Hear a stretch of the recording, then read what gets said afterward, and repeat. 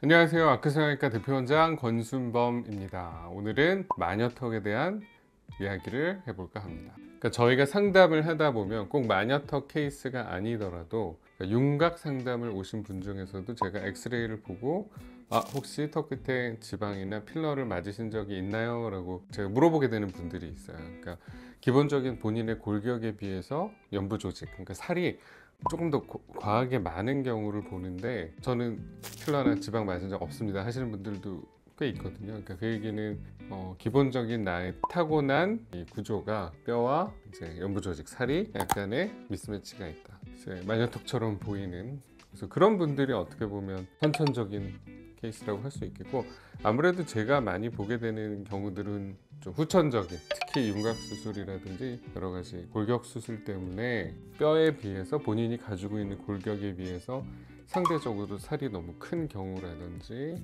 근육의 움직임이 수술 후에 훨씬 과해져서 웃을 때 정말 아래로 뚝 떨어지는 그런 경우들이 제가 사실은 개인적으로 더 많이 보는 그런 경우들입니다. 마녀턱 수술하게 되면 꼭 입안 절개로 하게 돼요? 저 개인적으로는 입안 절개를 하는 케이스들이 조금 더 많은 것 같기는 해요. 이제 크게 방법적으로 보면은 입안 절개로 하는 경우, 그 다음에 필요하면 턱 밑에 목과 턱 끝에 경계 부분에 해당되는 그 부위에 절개를 해서 하는 두 가지 경우로 나뉩니다. 그래서 꼭 입안 절개로 해야 되는 거는 아니고 본인 상황에 맞게 저희가 처방을 해드립니다. 제가 이제 크게 나눠서 설명을 드리면, 입안 절개로 하는 케이스들은 아래로 너무 과하게 떨어진 경우들, 심지어는 무표정할 때도 나머지 턱선과 분리돼서 떨어져 있는 경우도 있고, 그거보다 조금 약하게는 표정을 지을 때, 웃을 때, 특정 발음을 할 때 과하게 아래로 떨어지는 경우들, 그런 경우들은 입안 절개로 수술을 합니다. 그래서 주로 이제 떨어져 있는 턱 끝에 연부 조직, 살, 근육을 적절한 곳으로 고정을 해서 재고정을 해서 교정을 하는 그런 경우들이 입안 절개로 하는 케이스들이겠고, 외측 절개로 하는, 그러니까 겉 피부 쪽으로 절개를 해서 하는 경우는 결론적으로 얘기해서는 좀 턱 끝 자체가 큰 분들이에요.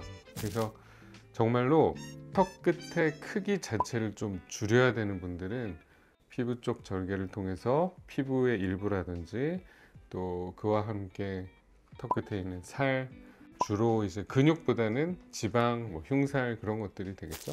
그래서 정말 살을 잘라내서 턱끝을 작게 만들어야지 우선 어떤 모양이 나올 것 같은 경우들은 외측 절개로, 피부 측 절개로 수술을 합니다.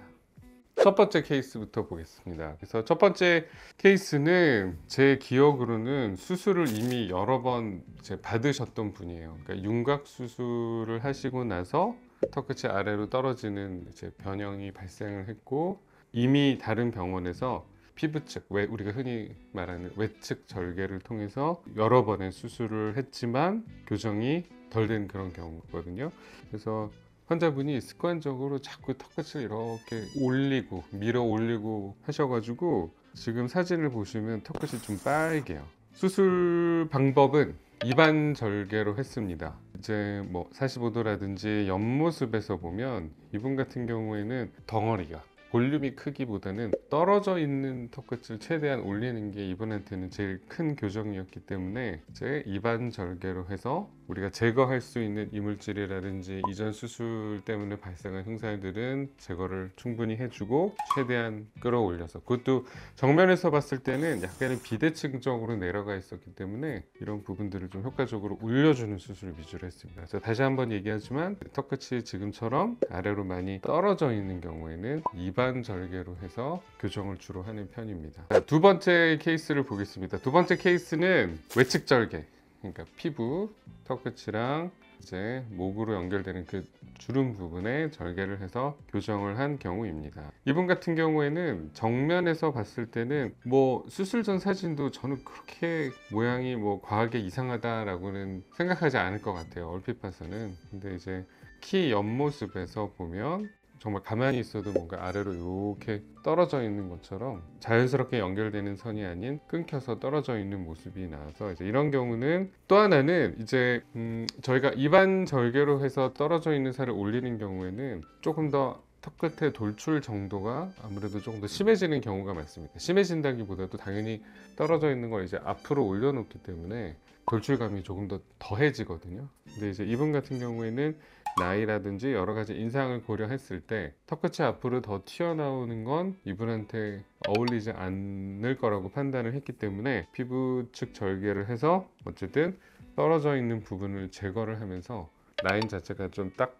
이제 타이트하게 붙어 보이게 그렇게 만들자라고 계획을 했고, 수술 일주일 후지만 이제 옆모습이 많이 교정이 됐죠. 떨어져 있는 부분. 그리고 정면에서 봤을 때는 턱끝이 살짝 떨어지면서 다시 돌이켜 보면 약간의 뾰족해 보이는 턱끝 부분이 이제 길이감 자체가 조금 더 줄어드니까 조금 더 부드러운 그런 V라인이 계란형 얼굴이 되지 않았나 생각을 합니다. 그래서 이분 같은 경우에는 피부 쪽으로 절개를 해서 잉여의 많은 살을 연부 조직을 줄이는 방법으로 그런 교정을 한 경우가 되겠습니다. 네, 그래서 오늘은 마녀턱 수술에 대해서 간단히 한번 알아보았습니다. 오늘 보여드린 건 이제 크게 두 가지 방법이 있다.